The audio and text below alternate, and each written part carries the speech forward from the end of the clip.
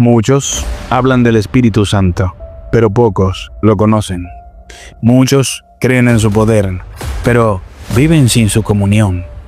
La Biblia no presenta al Espíritu Santo como una fuerza, ni como una energía espiritual, ni como una emoción momentánea en un culto. La Escritura lo presenta como una persona divina, coigual con el Padre y coigual con el Hijo. Y aquí está el problema. No se puede tener una relación profunda con alguien a quien no se conoce. Jesús dijo: el Espíritu es el que da vida. La carne nada aprovecha. Juan capítulo 6, verso 63. Sin el Espíritu Santo, la fe se convierte en religión. La doctrina se convierte en información y la vida cristiana se convierte en esfuerzo humano. Pero cuando el Espíritu Santo es conocido como persona, la palabra cobra vida. La conciencia es despertada y el creyente es capacitado para vivir lo que jamás podría vivir por sí mismo. En esta enseñanza vamos a ver quién es realmente el Espíritu Santo, cuál es su lugar en la deidad, cómo operó en la vida de Jesús, cómo obra hoy en el creyente y por qué es tan resistido, no solo por el mundo, sino muchas veces dentro de la misma iglesia. Nada de esto está basado en opiniones. Todo está establecido en la Escritura. Si quieres entender por qué no se puede vivir la vida cristiana sin una relación viva con el Espíritu Santo, si quieres descubrir por qué Él es el mayor ignorado y al mismo tiempo el más resistido, y si quieres comprender la guerra silenciosa que se libra entre la carne y el espíritu dentro del creyente, entonces quédate hasta el final, porque lo que está en juego no es una experiencia más, es la vida espiritual misma.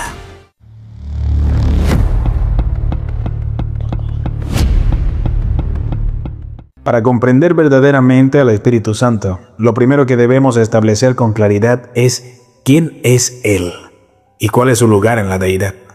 El Espíritu Santo no es inferior al Padre y no es menor que el Hijo. La Escritura lo presenta como coigual, eterno y plenamente divino. La Biblia enseña que el Espíritu Santo posee los atributos que solo pertenecen a Dios.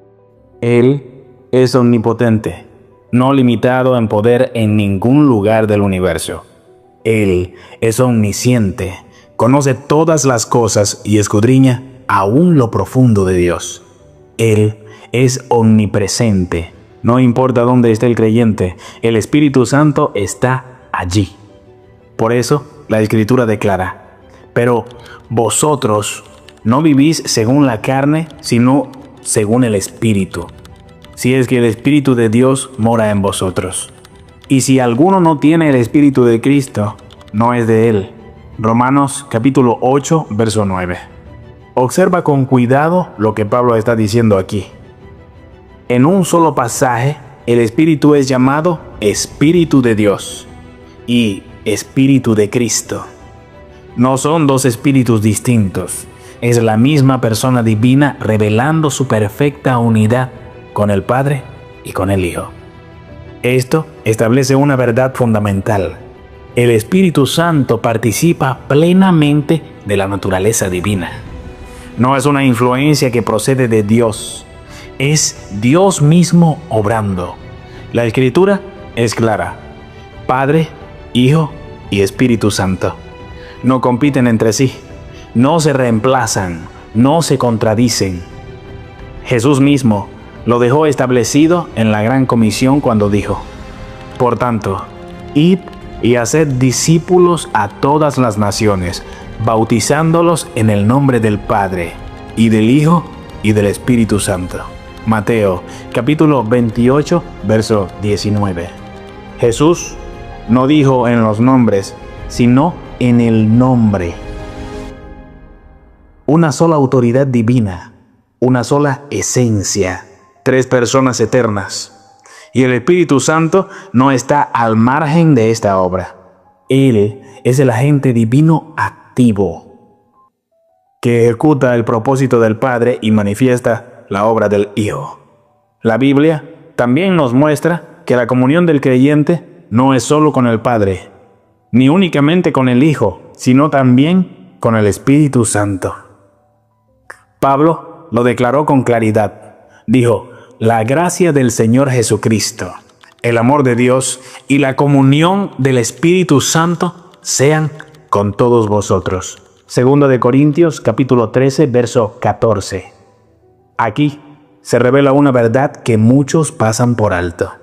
El Espíritu Santo es una persona con la que se puede tener comunión. No se tiene comunión con una fuerza. No se tiene comunión con una energía. Solo se tiene comunión con una persona viva. Y mientras el Padre es la fuente y el Hijo es el camino, el Espíritu Santo es quien aplica, quien revela y hace real la obra de Dios en el creyente.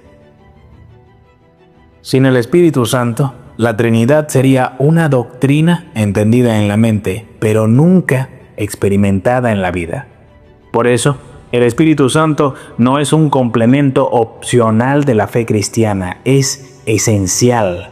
Ignorar su presencia es limitar la vida espiritual. Reducirlo a un concepto es apagar la obra de Dios en el interior del creyente. Conocer al Espíritu Santo como persona divina no es un lujo teológico, es una necesidad espiritual. Para entender correctamente la obra del Espíritu Santo en el creyente, primero debemos observar cómo operó en la vida de Jesucristo. Porque todo lo que el Espíritu Santo hizo en Cristo, lo hizo como modelo de lo que Él desea hacer en nosotros. La Escritura revela una verdad que a muchos les incomoda. Jesús no ministró en la tierra apoyado únicamente en su naturaleza divina. Él se despojó de sus prerrogativas divinas y vivió como hombre dependiente del Espíritu Santo. La Biblia lo declara con claridad. Cuanto más la sangre de Cristo, el cual mediante el Espíritu eterno se ofreció a sí mismo sin mancha a Dios, limpiará vuestras conciencias de obras muertas para que sirváis al Dios vivo. Hebreos capítulo 9, verso 14. Detente un momento en esta frase. Dice, mediante el Espíritu eterno. La Escritura enseña que incluso el sacrificio de Cristo en la cruz fue llevado a cabo por la operación del Espíritu Santo. No fue solo fuerza de voluntad, no fue solo determinación humana, fue el Espíritu Santo capacitando a Cristo para ofrecerse a sí mismo en sacrificio. Si el Hijo de Dios caminó hacia la cruz dependiente del Espíritu, ¿cómo pretende el creyente vivir la vida cristiana sin Él? La Biblia continúa mostrando que el inicio del ministerio público de Jesús también estuvo marcado por la obra del Espíritu Santo. Después de la tentación en el desierto, la Escritura dice, y Jesús volvió en el poder del Espíritu a Galilea, y se difundió su fama por toda la tierra de alrededor. Lucas capítulo 4, verso 14. Jesús no regresó del desierto en su propio poder. No regresó confiado en su experiencia, regresó en el poder del Espíritu. Y es desde este punto que su ministerio comenzó a manifestarse con autoridad, milagros y revelación. La vida del Espíritu no fue un evento ocasional en Cristo, fue el ambiente permanente de su caminar.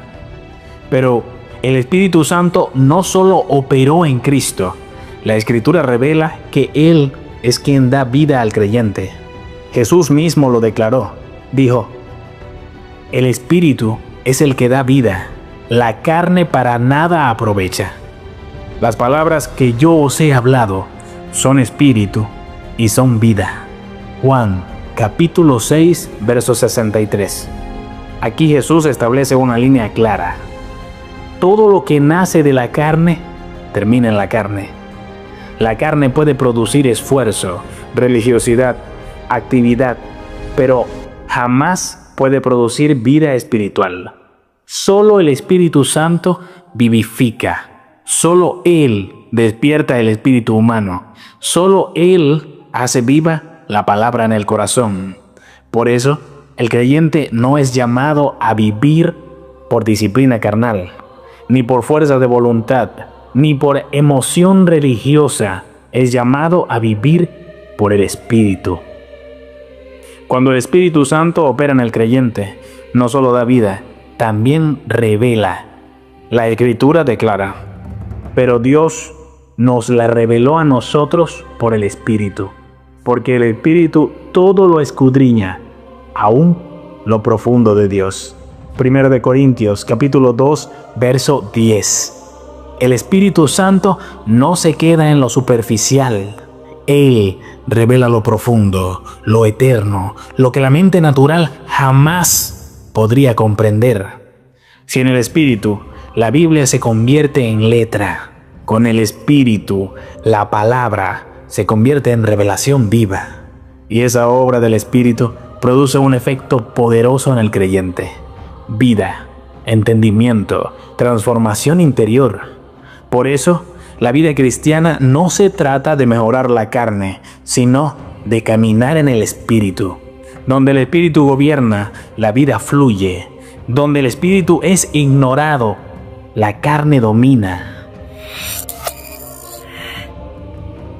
Si el Espíritu Santo es una persona divina, si es santo, eterno y dador de vida, entonces una pregunta es inevitable: ¿quién podría oponerse a alguien así? La Biblia no evade esta realidad. Así como el Padre tuvo enemigos y el Hijo fue resistido, el Espíritu Santo también tiene enemigos en la tierra. Y la Escritura lo identifica con claridad. El primer enemigo es Satanás. El primer y principal enemigo del Espíritu Santo es Satanás. Así como se opuso al Padre y resistió al Hijo, también se levanta contra la obra del Espíritu. La estrategia principal de Satanás no es siempre la negación abierta, sino la imitación falsa. El enemigo es un falsificador. Produce una copia sin vida de lo que solo el Espíritu puede hacer. La Escritura lo advierte, dice: y este es el espíritu del anticristo, del cual vosotros habéis oído que viene, y que ahora ya está en el mundo. Primera de Juan, capítulo 4, verso 3. El espíritu del anticristo no solo niega a Cristo, también niega la obra presente del Espíritu Santo. Niega que Él hable, niega que Él revele, niega que Él transforme, todo para producir una fe sin vida y una iglesia sin poder. El segundo enemigo son los demonios y las doctrinas falsas. La Biblia no nos llama a aceptar todo espíritu, nos llama a discernir. Dice: amados, no creáis a todo espíritu, sino probad los espíritus si son de Dios, porque muchos falsos profetas han salido por el mundo. Primera de Juan, capítulo 4, verso 1. Los demonios operan principalmente a través de doctrina falsa. No siempre con escándalo, sino con sutileza. Niegan verdades esenciales: la deidad de Cristo, el valor de la sangre, la necesidad del Espíritu Santo. Y cuando estas verdades son atacadas, la obra del Espíritu es desplazada. Jesús lo explicó con seriedad cuando habló del hombre que fue liberado, pero permaneció vacío. Dice: cuando el espíritu inmundo sale del hombre, vuelve y halla la casa desocupada, barrida y adornada. Mateo capítulo 12, versos 43 y 44. Dios no solo quiere limpiar al hombre, Dios quiere llenarlo. Una vida vacía, aunque esté ordenada, se convierte en territorio vulnerable. El tercer enemigo es el mundo. El mundo no se opone a la religión, se opone a la santidad. La Escritura lo declara, dice: elegidos mediante la santificación del Espíritu. Primera de Pedro, capítulo 1, verso 2. La santificación no es un concepto cultural, es una obra del Espíritu Santo. Por eso el mundo la resiste, porque expone, porque confronta, porque llama al arrepentimiento. El mundo tolera un cristianismo sin espíritu, pero rechaza una vida guiada por él. El cuarto enemigo es la carne. Y aquí entramos en el conflicto más cercano, el más silencioso, el más constante, la carne. La Escritura no deja espacio para confusión. Dice, porque el deseo de la carne es contra el espíritu, y el del espíritu es contra la carne, y estos se oponen entre sí. Gálatas capítulo 5 verso 17. La carne no es solo el cuerpo, es la mente no rendida, las emociones no sometidas, la voluntad que se resiste a Dios. La Biblia es directa, dice, duros de cerviz, vosotros resistís siempre al Espíritu Santo. Hechos capítulo 7 verso 51. El Espíritu Santo no es resistido solo en el mundo, muchas veces es resistido dentro del creyente, no porque él sea débil, sino porque no se le permite gobernar. La guerra no es externa únicamente, es interna. Carne contra espíritu, voluntad humana contra dirección divina. Y esta guerra define la profundidad espiritual de una persona. Dios nunca tuvo la intención de solo limpiar al hombre. Dios siempre quiso llenarlo. Jesús fue claro cuando advirtió el peligro de una vida vacía, aunque esté ordenada por fuera. Dice, cuando el espíritu inmundo sale del hombre, vuelve y halla la casa desocupada, barrida y adornada. Mateo capítulo 12, versos 43 y 44. Limpia, ordenada, pero vacía. Ese es uno de los mayores engaños espirituales. Creer que por haber sido liberados, por haber sido perdonados, por haber sido restaurados externamente, ya están seguros. Una vida vacía es una vida vulnerable.